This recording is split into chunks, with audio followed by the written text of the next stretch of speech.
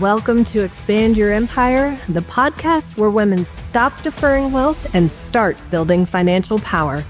I'm Amanda Taylor, investor, strategist, and disruptor of outdated money rules. It's time to own your worth, grow your assets, and build a legacy that lasts.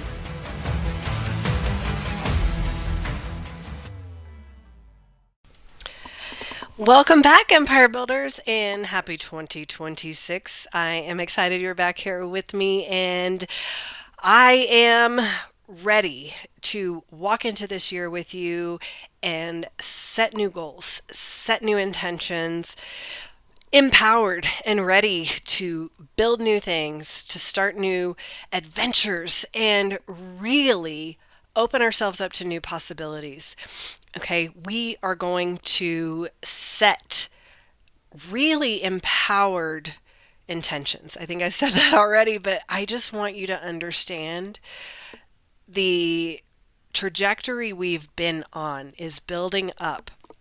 We've been talking about that wealth continuum going from earning to owning. We want to buy back our time. We want to learn to live in the way that we want to live. We're designing our life instead of living by default. So how do we get there? Okay, that's what we're going to start talking about over these next few weeks. Now, you have been successful. You've built your company or you've worked your way up in a company, whatever it is. You've hustled, you've grinded, you've got there. You're making $500K, $750K, maybe over $1 million a year. And like so many people I talk to, somehow you still feel broke. Not actually broke. You're not choosing between groceries and rent, but broke in the way that matters. You don't feel wealthy. You don't feel free. You still can't imagine stepping away from work without everything falling apart. You look at your bank account and thinking, where is it all going? I'm making this much money. Shouldn't I feel different by now? Here's what nobody tells you. The strategies that got you to 500K will actively keep you from building real wealth. What got you here won't get you there. And until you understand why, you'll keep earning more while feeling exactly the same. So let me tell you what I see constantly. A woman crosses 500K in annual income. Huge milestone. She's crushed it. She's in the top 1% of earners. And then nothing changes. She's still working the same hours, still carrying the same mental load, still feeling like she can't afford to slow down. The number got bigger, but the freedom didn't. Here's why. She scaled her income using the same model that got her to 200K, trading time and expertise for money, being really, really good at what she does, showing up, delivering, getting paid. That model works brilliantly until it doesn't. Because at 500K plus, you've hit the ceiling of what your personal capacity can generate. You are maxed out, and the strategies that got you here, work harder, deliver more, be excellent, are now the exact same things keeping you trapped. You can't time and effort your way into actual wealth. You have to build differently. So let me walk you through the 3 most common mistakes I see women make at this income level. And it's not because they don't know better, but because nobody taught them what changes when your income scales. So mistake number 1, treating high income like wealth. Now, income is what you earn. Wealth is what you own. At that income level, 500K or more, most women are still optimizing income. They're negotiating higher rates, adding revenue streams, maximizing what they earn. But they're not converting that income into wealth-building assets. They're keeping too much in cash because it feels safe. They're being conservative with investments because they don't want to risk it. They are waiting until they understand it all perfectly before they move. Meanwhile, inflation is eating their cash, opportunity cost is compounding against them, and They're giving up years of potential growth because they're treating 500K like it's 50K. At this income level, being too conservative is the riskiest thing you can do. Mistake number 2, saving their way to wealth instead of investing. High earners are fantastic savers. You've been responsible your whole life. You've built safety. You have emergency funds and cushions and backup plans. That's beautiful. It's also keeping you broke. Because at this level, you cannot save your way to wealth. The math doesn't work. Even if you saved 200K a year, which is aggressive, you're looking at decades before you have true financial independence. And that's assuming you can maintain that savings rate while also living a life you actually enjoy. Wealth at this level is built through strategic investment, through asset acquisition, through designing a portfolio that works for you. Saving is a defense. Investing is offense. And you can't win playing only defense. Mistake number 3, staying in DIY mode for too long. This is a big one. You got here by figuring things out, by being smart and resourceful and capable. So when it comes to wealth building, you default to the same approach. I will learn this. I'll figure it out. I'll read the books. I'll listen to the podcasts. I'll take the courses. And look, I love that about you. That resourcefulness is exactly what got you to this income level. But here's what I need you to understand. DIY has a ceiling.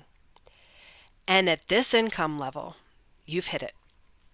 Let me explain what I mean. When you're building your first 100K, DIY makes perfect sense. You are learning the basics. The strategies are relatively straightforward. The stakes are manageable. If you make a mistake, you course correct and you keep going. But at 500K, 750, a million, the game is completely different.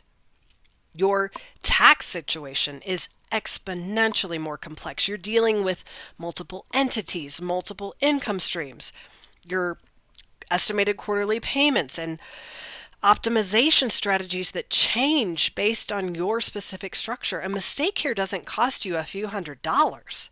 It costs you tens of thousands, sometimes 6 figures. Your investment decisions have real weight now.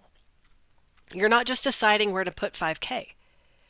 You're allocating hundreds of thousands of dollars across asset classes, and the opportunity cost of getting it wrong compounds over decades. Being too conservative costs you millions in growth, and being too aggressive without proper strategy costs you security. Your risk tolerance has to factor in variables that you didn't have before. Business volatility, multiple dependents, aging parents, real estate holdings, legacy planning. This isn't a simple risk questionnaire anymore. And here's the part nobody talks about. At this level, you don't know what you don't know. And that gap is expensive. I see this all the time. A brilliant, accomplished woman who is killing it in her business, trying to piece together her wealth strategy from podcasts and Reddit forums and advice from her CPA who specializes in small businesses, not wealth building. She's spending hours researching investment options when she should be spending those hours on what actually makes her money. She's making decisions based on incomplete information because she doesn't have access to the full picture. She's operating without a comprehensive strategy because she's assembling pieces from different sources that were never designed to work together. And the invisible cost is time and opportunity. Every year you spend figuring it out yourself is a year of growth you're not capturing. Every tax strategy you miss is money you are giving away. And every investment decision you delay because you're not confident is compounding, working against you instead of for you. So here's what I want you to consider. You didn't DIY your way to 500K by doing everything yourself. You got strategic. You invested in support where it mattered. You hired for expertise that you didn't have. Why would building wealth be any different? The women who actually build generational wealth at this level, they aren't doing it alone. They have a team. A CPA or tax strategist who understands wealth strategy, not just compliance. A financial advisor who can design sophisticated portfolios. A wealth strategist who can see the full picture and help them make decisions they can't see from inside their own situation. This doesn't mean you hand over control. It means you build your wealth with people who've done this before, who know the strategies that work at your income level, who can help you avoid the expensive mistakes. Because here's the truth, you can afford to invest in expertise now. And the ROI on getting this right far exceeds the cost of the guidance. The question isn't, can I afford to hire help? The question is, can I afford not to? So what does work? What actually builds wealth when you're earning at this level? Let me give you the framework shift that changes everything. First, your investment thesis has to match your income reality. You can afford to take strategic risk now, not reckless risk, strategic risk. That means getting more aggressive with your portfolio allocation. It means investing in opportunities with longer time horizons because you can afford to let them compound. It means diversifying across asset classes in ways that don't make sense at lower income levels. You have earning power. That is an asset. Use it to build positions in appreciating assets while you can. Second, you're building for optionality, not just security. Security was the goal when you were building your foundation. Now, the goal is optionality. And optionality means you can walk away from anything that stops serving you. You can say no without fear. You can pivot without panic. That requires a different kind of wealth, not just a big savings account, but assets that generate income without your constant involvement, investments that give you choices. You're building an exit plan from everything that requires you to keep hustling.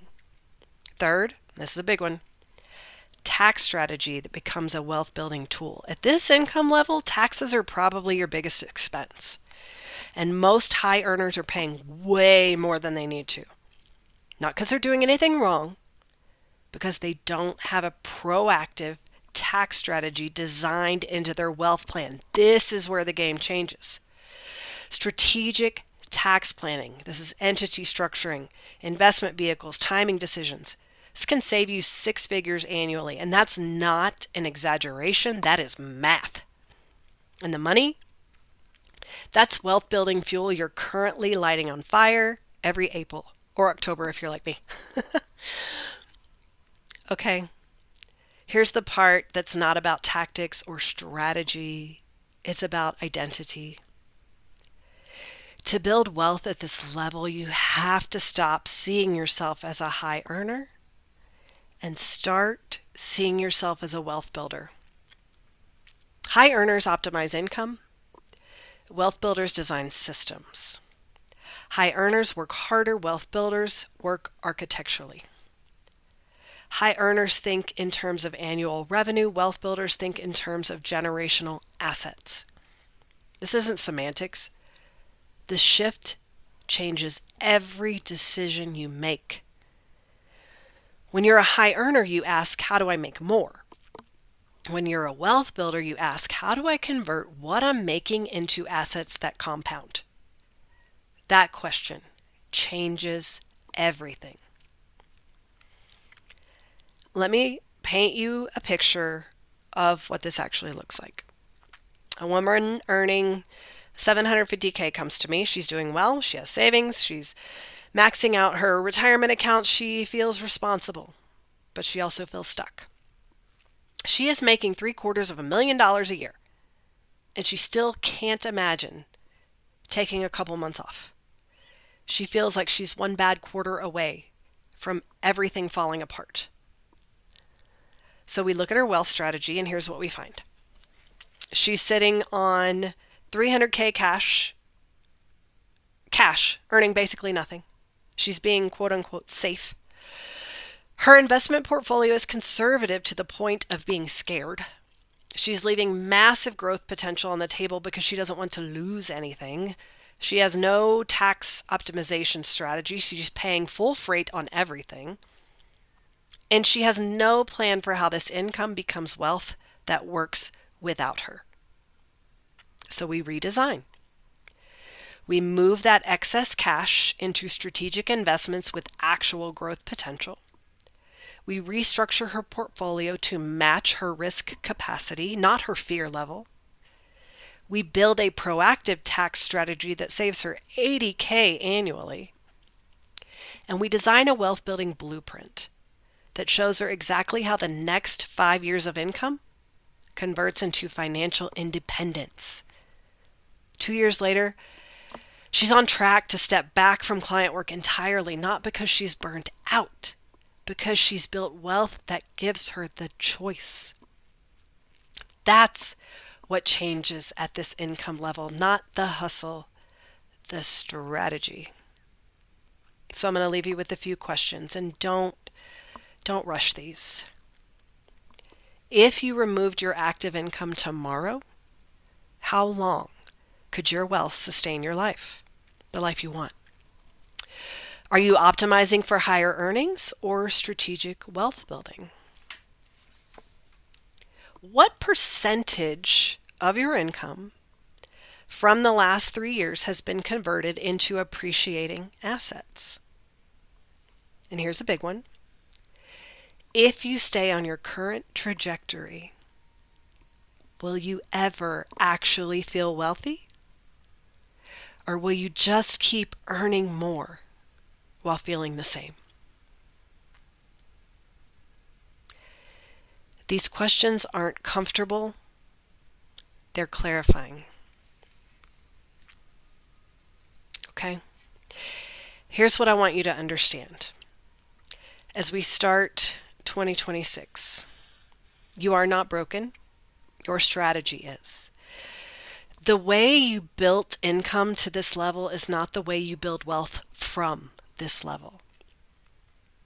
And until you make that shift, until you start investing like someone who earns what you earn, designing like someone who has your capacity, and building with the understanding that what got you here won't get you there, you'll keep hitting the same ceiling.